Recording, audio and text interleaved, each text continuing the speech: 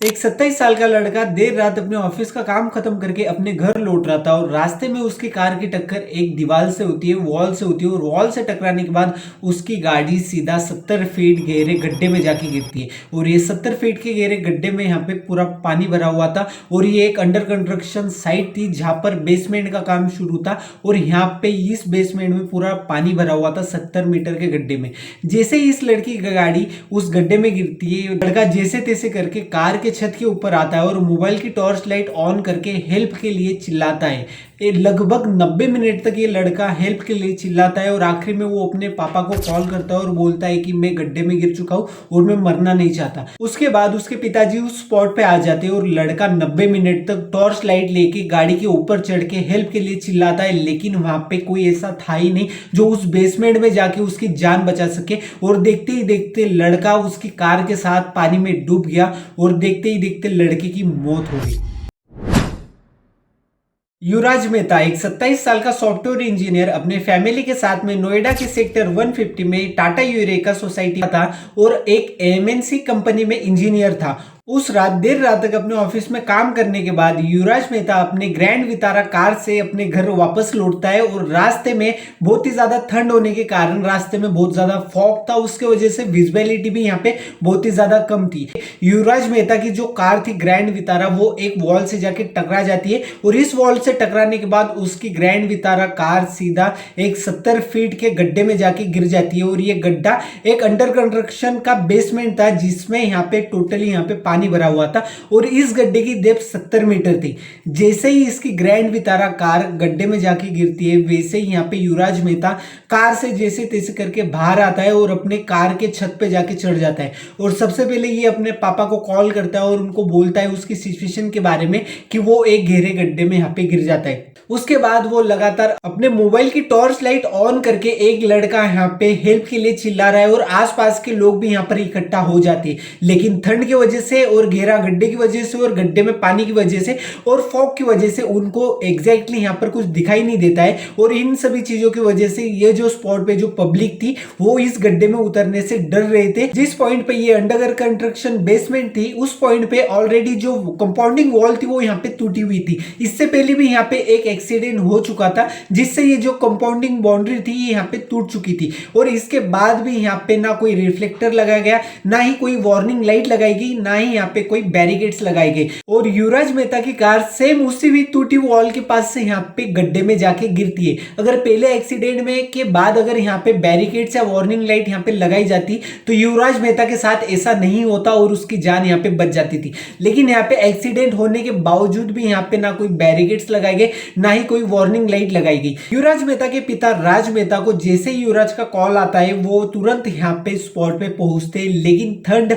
और फॉग और यहाँ पे गहरे गड्ढे की वजह से वो भी अपने बेटे को यहाँ पे बचा नहीं पाते। उसके पिताजी ने यह बताया था कि युवराज मेहता यहाँ पे 90 मिनट तक 1.5 घंटे तक कार के छत के ऊपर खड़े रहकर अपने टॉर्च से यहाँ पे लोगों को हेल्प के लिए चिल्ला रहा था, बुला रहा था, लेकिन उसकी हेल्प यहाँ पे कोई नहीं कर सका। थोड़ी देर के बाद स्पॉट पे लोकल पुलिस और फायर ब्रिगेड की टीम पहुंचती है और इसके साथ में यहाँ पे एनडीआरएफ और एसडीआरएफ की टीम भी पहुंचती है। इन सभी को मिलाकर लगभग 80 लोग यहाँ पे रेस्क्यू करने के लिए पहुंच जाते हैं युवराज मेहता को, लेकिन इनमें से एक भी पानी के अंदर नहीं उतरता है। कोई कहता है कि उसको तैरना नहीं आता, उसके पास लाइफ जैकेट नहीं है, कोई कहता है कि पानी बहुत गहरा है, पानी बहुत ठंडा है। अगर रेस्क्यू टीम को फोन करके अगर उनको ये बता दे कि एक डूबते हुए आदमी को बचाना है तो उनके ऑफिसर्स भी वैसे आने चाहिए, लाइफ जैकेट के साथ आने चाहिए और ऐसे तैराक आने चाहिए जो गहरे पानी में भी तैर सकते। अगर ऐसे यहाँ पे ऑफिसर्स भेजे गए हुए होते और ये ऑफिसर्स अगर पानी में उतरते तो काश यहाँ पे जो युवराज मेहता है उसकी जान यहाँ पे बचाई जा सकती थी। लेकिन यहाँ पे जो 80 यहाँ पे रेस्क्यू टीम थी 80 में से एक भी इंसान यहाँ पे पानी में नहीं उतरता है, सिर्फ और सिर्फ यही कारण की वजह से कि पानी बहुत ही ज्यादा गहरा है, पानी बहुत ही ज्यादा ठंडा है या फिर फॉग की वजह से आगे का कुछ दिखाई नहीं दे रहा है। यहाँ पर 90 मिनट तक युवराज मेहता यहाँ पे हेल्प के लिए चिल्लाता रहता है, अपनी टॉर्च लाइट ये करते हुए, टॉर्च लाइट दिखाते हुए ये हेल्प के लिए यहाँ पे चिल्लाता है, लेकिन इसकी हेल्प यहाँ पे कोई नहीं करता। उस पिता के बारे में सोचिए जिसका बेटा उसके सामने यहाँ पे पानी में डूब जाता है और वो पिता यहाँ पे चाह के भी उसके बेटे की हेल्प नहीं कर पाता है, उस पे क्या बीत रही होंगी। इसी बीच यहाँ पर एक डिलीवरी बॉय आता है और डिलीवरी बॉय किसी चीज की परवाह ना करते हुए पानी में उतरता है और पानी में 30 मिनट तक यहाँ सर्च करता है और सर्च करने के बाद भी उसको यहाँ पे ना युवराज मेहता मिलते हैं, ना ही उनकी यहाँ पे ग्रैंड वितारा कार मिलती है। देखते ही देखते यहाँ पे युवराज मेहता की मौत हो जाती है और वो अपने कार के साथ यहाँ पे पानी में डूब के मर जाते हैं, लेकिन उनका यहाँ पे कोई हेल्प करने के लिए पानी में उतरता नहीं है। इन सभी चीजों के बाद में यहाँ पे उनकी कार को यहाँ पे पानी में से बाहर निकाला जाता है और उनकी बॉडी को यहाँ पे बाहर निकाला जाता है। सबसे पहला सवाल ये कि अगर वहां के स्थानिक प्रशासन के पास में अगर इस स्पॉट के बारे में अगर कोई कंप्लेंट पहुंच रही है कि यहाँ पे ऑलरेडी यहाँ पे ऐसे एक्सीडेंट हुए और यहाँ पे ना कोई सेफ्टी वॉल है ना यहाँ पे कोई बैरिकेड्स है, तो इसके बारे में यहाँ के जो लोकल पब्लिक थी इन्होंने यहाँ पे कंप्लेंट की थी। तो इसके बाद भी इस पॉइंट पे यहाँ पे बैरिकेड्स या अलर्ट लाइट यहाँ पे वार्निंग लाइट क्यों नहीं लगाई गई? अगर इसके बाद में अगर यहाँ पे अलर्ट लाइट या वार्निंग लाइट या बैरिकेड्स लगाए होते तो ये एक यंग इंजीनियर यहाँ पे मौत के मुंह में जाने से बच जाता।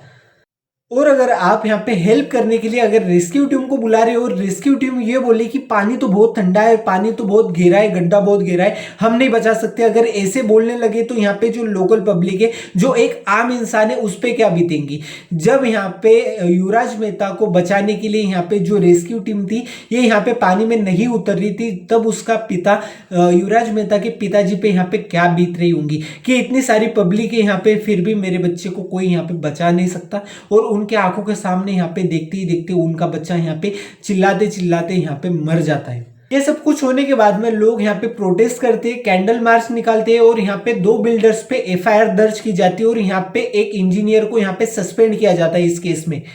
इस पूरे एक्सीडेंट में आपको यहाँ पर प्रशासन की नेग्लिजेंस और पुअर इंफ्रास्ट्रक्चर यहाँ पे देखने को मिलती है, जो कि हमारे इंडिया में अब कॉमन होता जा रहा है। कमेंट बॉक्स में युवराज मेहता के लिए RIP जरूर लिखना।